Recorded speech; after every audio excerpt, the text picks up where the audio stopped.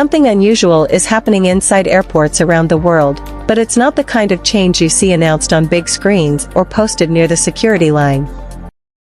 These shifts are quieter, and that's exactly why they're catching so many travelers off guard, because in 2026 airports are evolving faster than most passengers realize, with new security systems being installed, boarding processes becoming automated, and some airlines enforcing rules more strictly than ever before, including regulations many travelers didn't even know existed. And the problem is that most of these changes aren't clearly explained to passengers, so travelers keep flying the same way they did years ago, packing the same items, approaching the gate the same way, behaving the same after landing, and then suddenly they find themselves stopped at security, delayed at the gate, or even denied boarding, with some losing valuable items and others missing their flights due to unexpected inspections, which is why in this video we're going to walk through 8 major airport changes already happening around the world, changes that could affect your next trip if you don't know about them, because some may seem small, but inside an airport even a small mistake can quickly turn into a very big problem.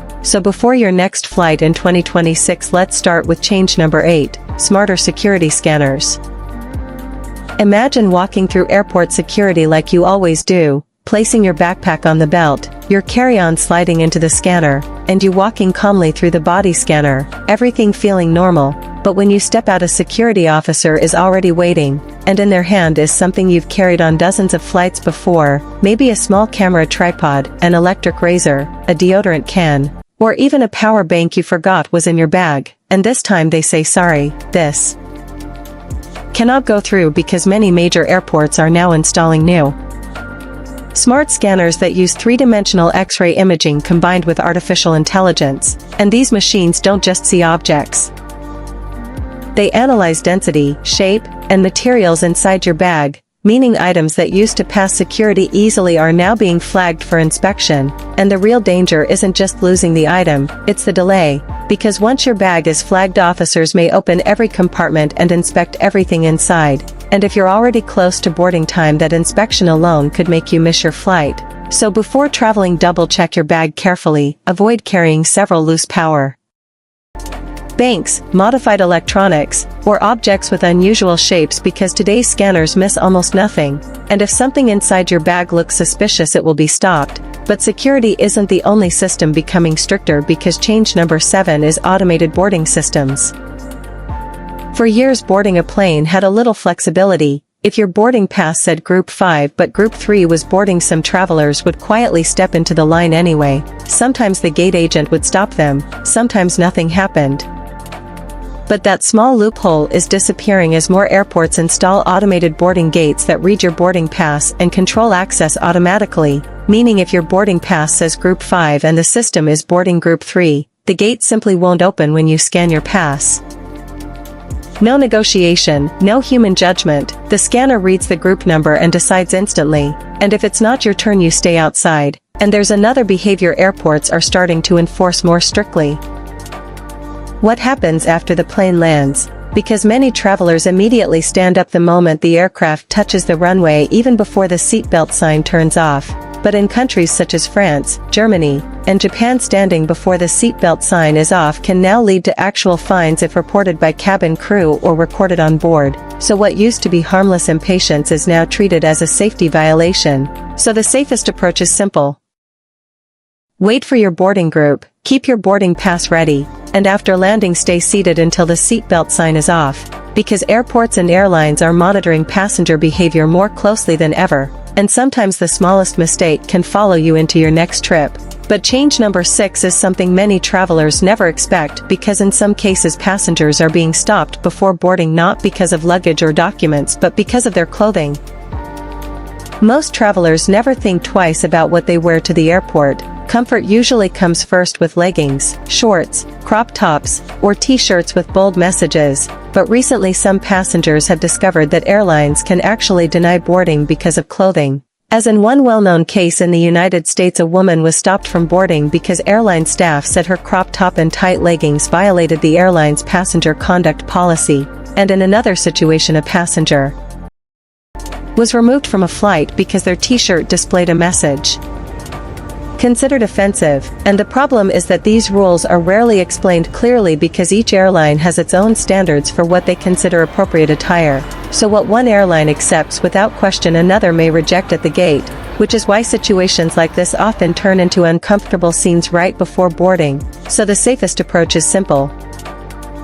Choose clothing that is casual, comfortable, and neutral, like long pants, a simple shirt, and a light jacket or hoodie. Avoid outfits that reveal too much or shirts with provocative messages. And if you're unsure, always carry an extra layer in your bag because being stopped at the gate over clothing might sound unlikely, but it has already happened to multiple travelers. And it's the kind of airport surprise no one wants to experience. But change number 5 is even more controversial because a service designed to help vulnerable travelers is now being abused, and the consequences are starting to affect the people who truly need it. Airport wheelchair services were designed for one purpose, to help travelers who truly need mobility assistance, but recently something unexpected has been happening, as in some airports perfectly healthy passengers are requesting wheelchair service simply to skip security lines and board earlier. And the consequences are starting to appear when not long ago an 85-year-old passenger with real mobility problems reportedly waited more than an hour for assistance at the airport while several younger travelers who had requested wheelchairs were already being pushed through the terminal and boarding early because the system was overwhelmed. And in many airports, wheelchair assistance can still be requested without providing medical proof, which has turned the service into a shortcut for some travelers. But airlines are beginning to notice patterns. Some are already tracking repeated requests from passengers who appear to misuse the service. And discussions are underway about limiting access without proper documentation. So if you truly need mobility assistance, the safest approach is to request the service at least 48 hours before your flight and arrive early at the airport. And if you don't need it, avoid requesting it simply to move faster through the airport, because a service meant for vulnerable passengers should never become just another travel hack. But change number 4 involves something many travelers carry in their bags without thinking. Stricter rules for power banks, because portable chargers have become one of the most common items travelers carry, with almost everyone packing a power bank to keep their phone alive during long flights or delays. But airport security is now checking these devices more carefully than ever, and the problem isn't that power banks are banned, but that many travelers don't follow the exact conditions required to carry them, as in several airports including places like Miami, Mexico City, and Paris. Passengers have reported having their power banks confiscated during security checks because the battery does not show its capacity clearly in watt-hours, or the traveler placed the battery in checked luggage instead of carry-on, which is not allowed, and carrying several loose batteries together can also trigger alerts in modern scanners. So here's the rule most airlines follow: power banks must always travel in your carry-on bag, never in checked luggage. If your battery is very large, especially above 20,000 mAh, airlines may require special approval depending on the watt-hour rating. And if the battery does not display its capacity label, security officers may simply remove it, meaning you could lose an expensive power bank in seconds just because the information wasn't visible. So before traveling, make sure your battery shows its capacity clearly, is in good condition, and is packed somewhere easy to access in your carry-on bag. Because in today's airports, something as small as a charger can still stop your bag at security. But change number 3 involves something even more surprising: restrictions on advanced tech devices. Because technology is evolving fast and many travelers now carry gadgets that barely existed a few years ago, like smart glasses, recording devices, and mini cameras. But some of these devices are starting to attract extra scrutiny at airports. As in several international airports, authorities have begun paying closer attention to electronics that could be used to secretly record audio or video, including devices such as smart glasses with built-in cameras, like some Ray-Ban Meta models or similar products from other brands. And on certain flights or in certain countries, passengers may not be allowed to use these devices during boarding or inside the cabin, with security officers also paying closer attention to smartwatches with recording features, camera pens, hidden cameras, small surveillance-style gadgets, and even tiny button cameras or personal safety devices that include microphones, which can sometimes trigger questions during inspection. And the reason behind this stricter attention is privacy and onboard security. Even hide the tracker in a zippered inner pocket or behind a luggage label so it remains unnoticed. And if you don't use an iPhone, there are many trackers compatible with Android devices or with independent tracking networks, because the reality is simple. In today's airports, traveling without knowing where your luggage is can lead to unnecessary stress, and for many frequent travelers, adding a tracker has become one of the easiest ways to avoid that problem. But change number 1 might be the most important of all, because it has nothing to do with luggage or security scanners. It has to do with whether you will even be allowed to board your flight to certain countries, specifically new travel authorizations for Europe and the United Kingdom.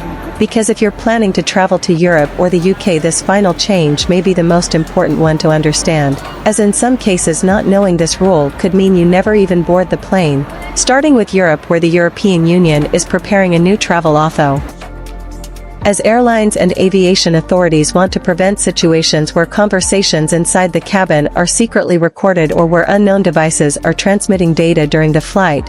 So if you carry advanced electronic gadgets, keep them properly stored in your carry-on bag and bring them with their original accessories and cables. Avoid using these devices during boarding or inside the cabin unless it is clearly allowed, and if the device has features like automatic recording or remote connectivity, it's safer to disable those functions before arriving at the airport, because even if the device itself is legal, if it looks suspicious it may still trigger additional screening, and that screening could delay your journey. But change number 2 might affect every traveler who checks a suitcase.